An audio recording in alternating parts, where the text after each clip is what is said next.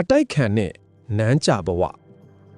ဦးဖိုးလိုင်ရဲ့လမ်းစဉ်ဟာချောမွေ့ခြင်းမရှိပါဘူးနန်းတွင်းမှာရှိတဲ့အာနာမတ်တဲ့အမတ်တွေနဲ့ရှေးရိုးဆွဲသမားတွေကသူ့ကိုအမြဲတမ်းရန်သူလိုသဘောထားကြပါတယ်သူတို့ကဦးဖိုးလိုင်ဟာဘာသာတရားကိုဖျက်ဆီးသူဘယင့်ကိုမလေးစားသူအဖြစ်ပုံဖြတ်ပြီးဂုံချောစကားတွေပြောခဲ့ကြပါတယ်အထူးသဖြင့်တီပိုးမင်းနန်းတက်လာတဲ့အခါမှာဦးဖိုးလိုင်အတွက်အခြေအနေတွေပိုဆိုးလာပါတယ်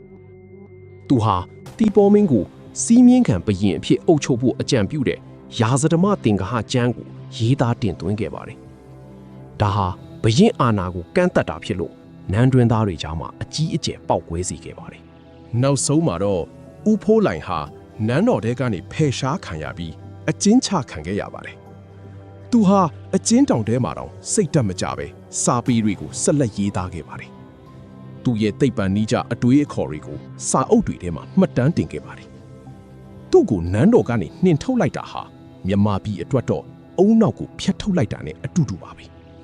သူရှိနေရင်မြန်မာပြည်ဟာအင်္ဂလိပ်လက်အောက်ကိုမကျရောက်အောင်ပညာနဲ့ခုခံနိုင်ကောင်ခုခံနိုင်မှာပါ